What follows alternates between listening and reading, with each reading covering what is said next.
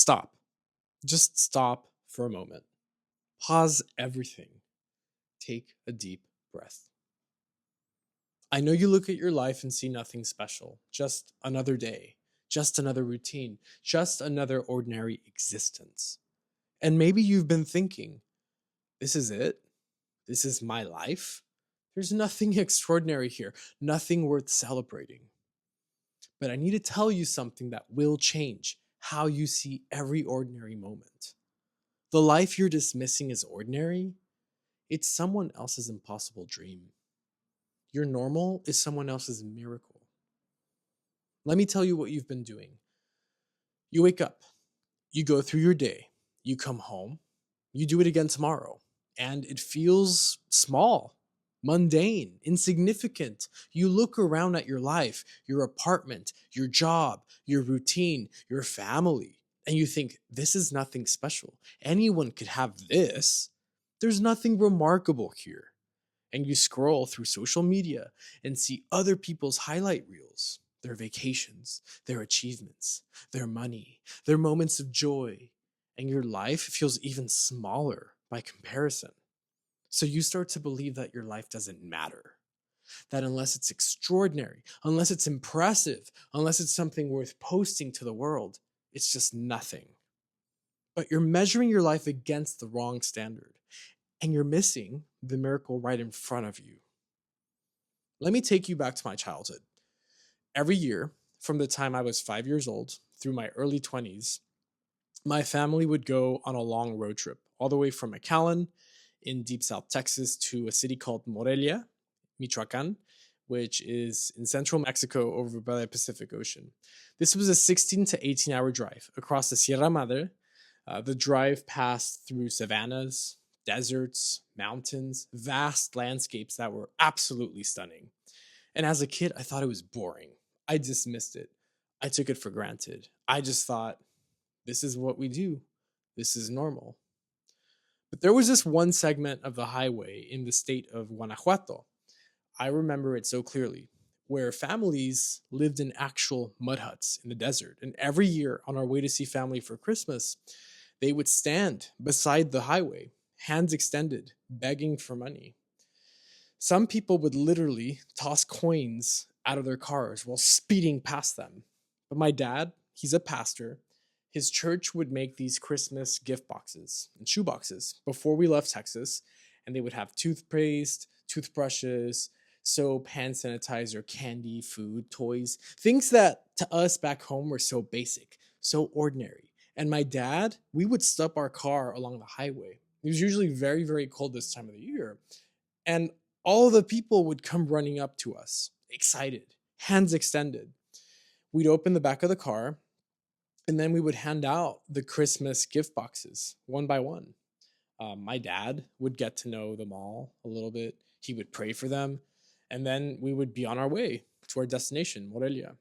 And in the moment, I didn't understand how powerful this was. I didn't understand how my dad was shaping me, how he was showing me what it means to see people, to remember that what's ordinary to you is extraordinary to someone else. And I took all of those trips for granted, every single one of them. I thought everyone had parents who did this, who took their kids on these journeys, who showed them the world, who taught them two languages fluently, who gave them a global perspective of cultures and life. I thought it was just normal. And here's the thing that breaks my heart now. We can't make that drive anymore. The drug war in Mexico has made it way too dangerous. People get kidnapped, or they just disappear on those highways. And I took it all for granted, and now I can't do it. But it wasn't just the trips. I remember back when I was maybe 8 years old in the Cub Scouts, they used to have these weekend excursions with the troop. And my dad always was so excited to go on them with me. He would dress up, show up as this loving, present father. He couldn't speak English, but that didn't bother him or stop him from showing up for me. Yet I was embarrassed. I wished I had normal parents, parents who weren't weird, parents who didn't speak Spanish, parents who fit in.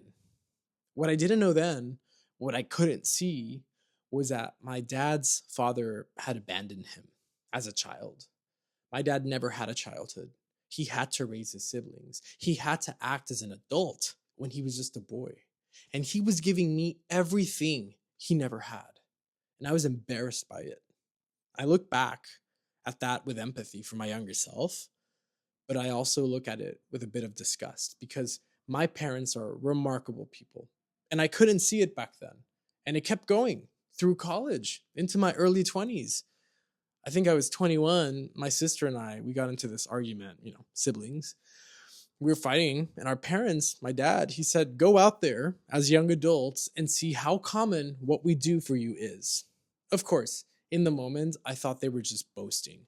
I thought they were being self-righteous, but they weren't. They were being vulnerable.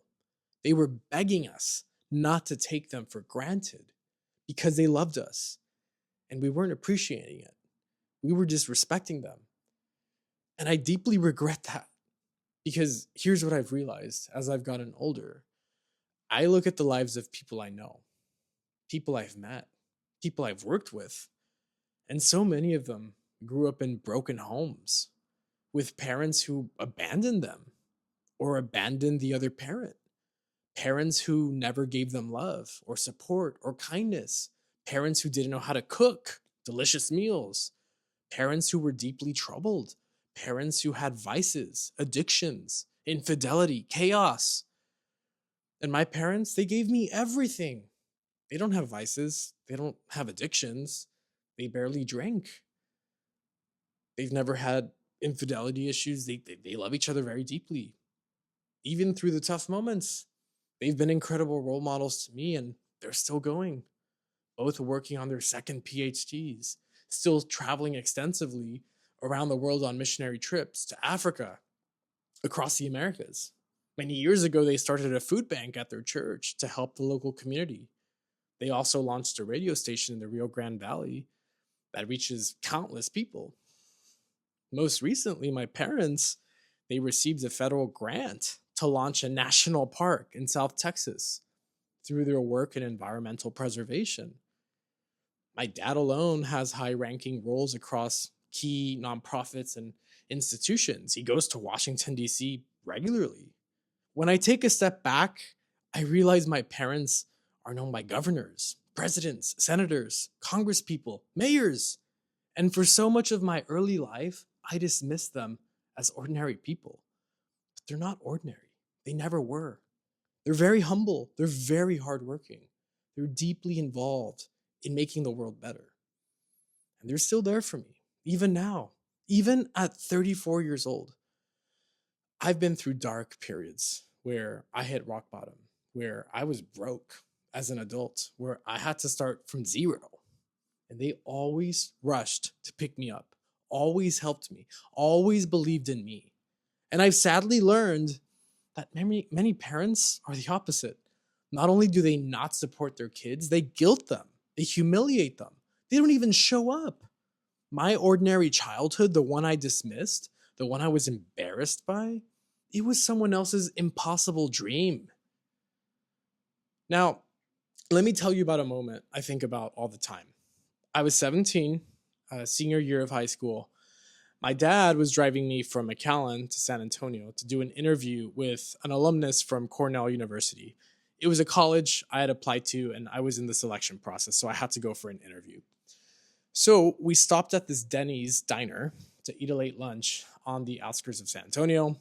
It was just the two of us, sitting across from each other, eating Swiss mushroom burgers and fries, and my dad looked at me and said, "I love you very much, son. I believe in your gift for the world." And then he said something I'll never forget. "Everything your mother and I do for you is everything I didn't receive as a child. I didn't really have a childhood. My parents abandoned us. I had to act as an adult at a very young age.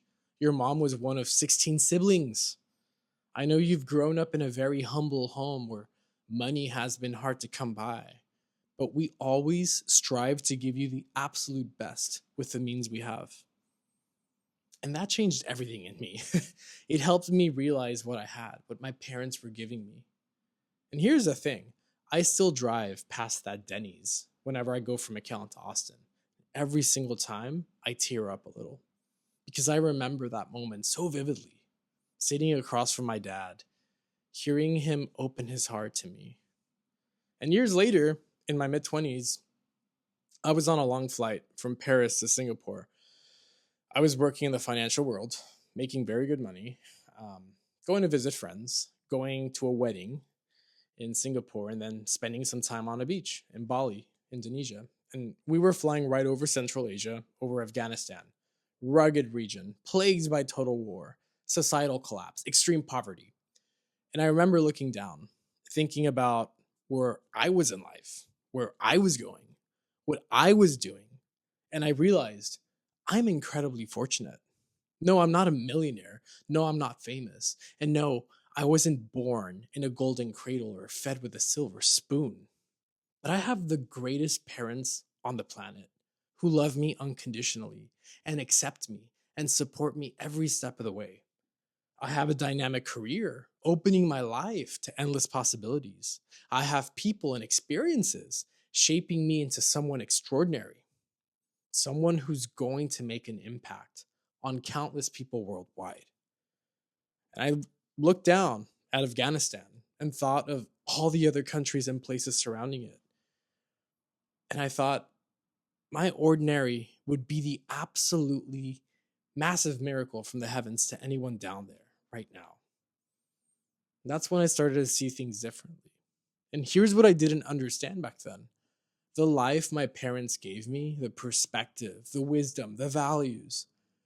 I was dismissing it as ordinary, but other people weren't. Last year, I was on a Zoom call with an entrepreneur who was really struggling. And their problem was that they just weren't positioning their product correctly. They were targeting the wrong audience, addressing the wrong pain point. And I told them something that to me seemed stupidly obvious. I said, hey, just reframe the problem you're solving. Go all in on the messaging for this particular audience. You're already 90% of the way there with your product. You're just not selling it right. That founder lit up. It was an aha moment. And a few months later, they texted me and said, your advice worked. It saved the business. They got their first customers. They started earning revenue. And now they're building their wealth. And for me, it felt like nothing, like something not even worth paying me to advise on. But for them, it changed their entire life. Earlier last year, I was 33. I was on a flight from New Delhi, India to Addis Ababa in Ethiopia. I'd been at a friend's wedding in India for a few weeks, and I was exploring Ethiopia for a bit. And this young woman sat next to me from Ethiopia. We made some small talk, 7-hour flight. She asked me what I did for a living, where I was from, all of the usual stuff. And it turned out she was an aspiring entrepreneur trying to work on a startup idea. But as a woman in Ethiopia, she was struggling to find support, struggling to be taken seriously. So I told her about my experiences as a founder, all the mistakes I've made, everything I've done, right, as an immigrant in America. And I also told her where I am now. And she looked at me and said, you're very successful. I can't believe I'm meeting you right now on this airplane. I feel very fortunate to sit next to you. Truth be told, I was just sitting on a plane, sharing what felt ordinary to me. I even told her to reach out, to a particular organization that supports female founders in developing countries. And I said, what you need right now is people who believe you're capable of doing this. And you lack that entirely. This organization will open up a whole new world for you. She was so grateful. And what I shared with her, it seemed trivial to me, obvious, but for her, it was an earth-shattering revelation. And I've realized I've had the privilege to meet people from all walks of life, on airplanes, on expeditions, up in mountains, in boardrooms, at churches, at conventions, at airports, in hotel lobbies, in restaurants, at bars, waiting in line for events, just walking on the street or on a bus. And I've had the opportunity to share my views, to offer guidance. And what I once took for granted as ordinary, as just the way I think, is truly a miracle that others are seeking. What seems like trivial obvious advice to me is life changing for someone who's never had that insight, someone who's never had the opportunity to encounter someone like me. And that's what's crazy. What I have to give is powerful, not because I'm special. I'm not, but because what I was given was special. And I dismissed it as ordinary for so long. So let me tell you what your life actually is. This morning, you woke up in a bed, not on the ground, not in a shelter, not wondering if you'd have a place to sleep tonight. Someone is praying for a bed to sleep in. You have one. You turned on a faucet and clean water came out. Water you didn't have to walk miles to get. Water you didn't have to boil to make safe. Someone is walking hours every day for water that might make them sick. And you have clean water in your home. You opened your refrigerator and there was food. Maybe not exactly what you wanted. There was food. Someone went to bed hungry last night and will again tonight. And you have food whenever you need it. You have clothes, not just one outfit, multiple options. You're healthy enough to walk, to see, to hear, to breathe without a machine. You have people who would notice if you disappeared, people who care, people who would mourn. You're ordinary, it's someone else's impossible. The life you're taking for granted, someone is desperately praying for a fraction of it. And I'm not telling you to be grateful in a toxic positivity way. I'm not telling you your problems don't matter. I'm not saying you shouldn't want more. I'm telling you, don't miss the miracle while you're chasing the extraordinary.